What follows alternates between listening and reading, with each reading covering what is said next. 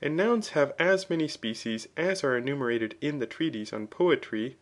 Of these species, nouns taken from various tongues or dialects, and also such as are double and fictitious, are seldom, and but in few places to be used.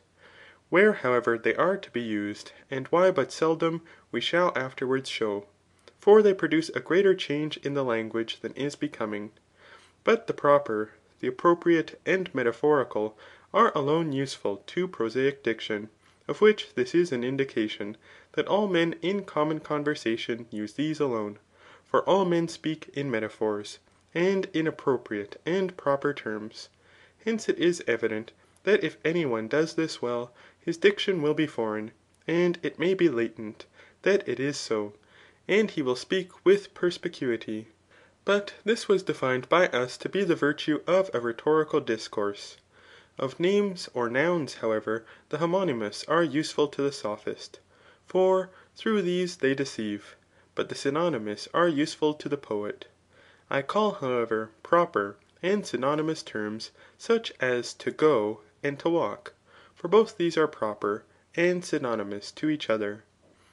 What therefore each of these is, how many species there are of metaphor, and that metaphors can do much both in poetry and prose, we have shown, as we have before observed, in the treatise on Poetry. But it is so much more necessary to labour about these in prose, because it has fewer aids than verse.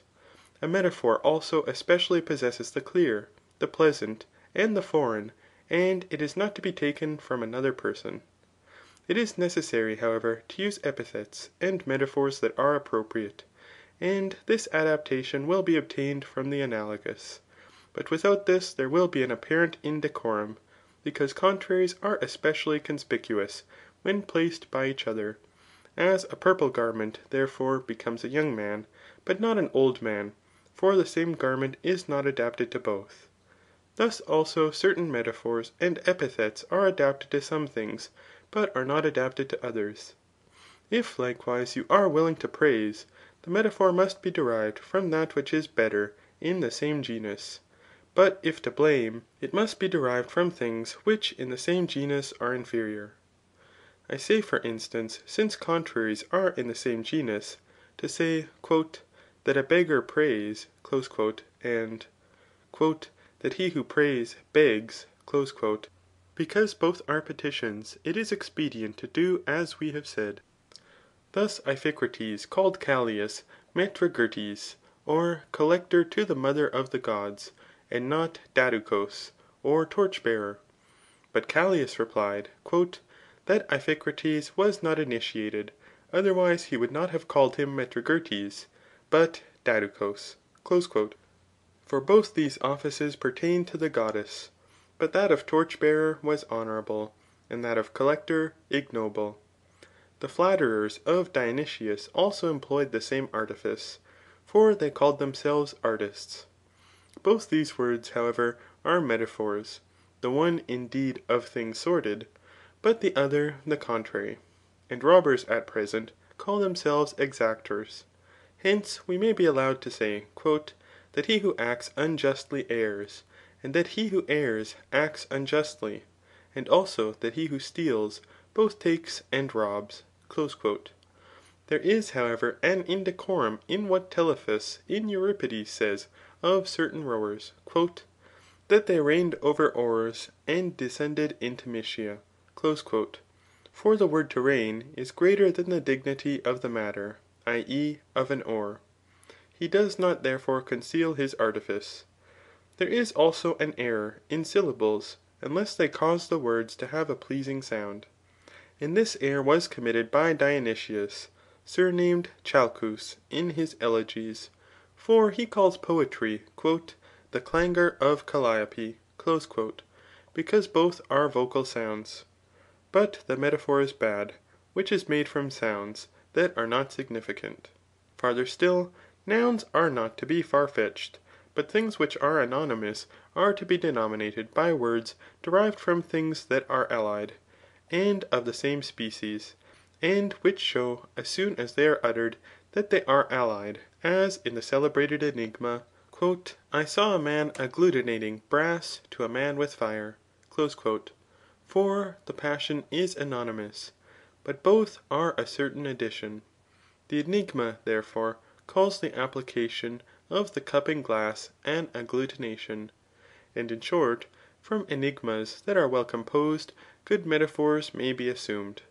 For metaphors have an obscure meaning, so that it is evident that an enigma, if it is approved, consists of metaphors that are well made. Metaphors also must be assumed from beautiful things. But the beauty of a name consists, as Lysimnius says, in sounds, or in the thing signified, and in a similar manner the deformity of a name. Farther still, there is a third thing, which solves a sophistical argument. For that which Bryson says is not true, that no one speaks obscurely, since the same thing is signified by using this name instead of that. For this is false, since one name is more proper and more assimilated than another, and is more adapted to place the thing before our eyes. Again, this name and that signify a thing not similarly subsisting, so that thus also one name must be admitted to be more beautiful or more deformed than another. For both names, indeed, signify the beautiful and the deformed, but not so far as beautiful, or so far as deformed. Or both signifying the same thing, but in a greater or less degree.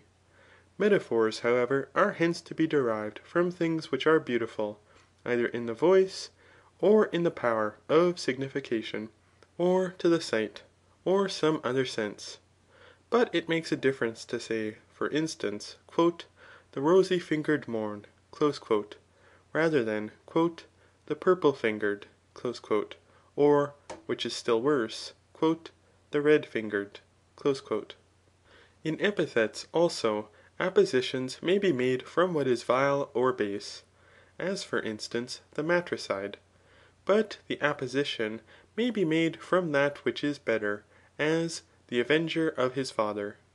And Simonides, when he who conquered with mules offered him a small reward, was unwilling to compose verses on the occasion, as disdaining to celebrate in verse semi-asses. But when he had given him a sufficient reward, then he sung, Hail daughters of the steeds that fly, with feet like whirlwind swift, though they were also the daughters of asses. Farther still, a thing may be praised or blamed by employing diminutives. But diminution is that which renders both evil and good less.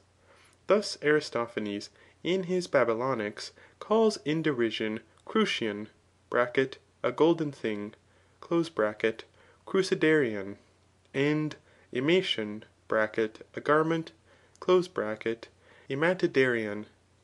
He also calls loidoria (slander), loidorimation, and nosema (disease), nosemation. In both appositions, however, and diminutives, it is requisite to be cautious, and to observe a mediocrity. CHAPTER 3. Frigidity may be produced in diction in 4 ways. In the first place, in double nouns, i.e.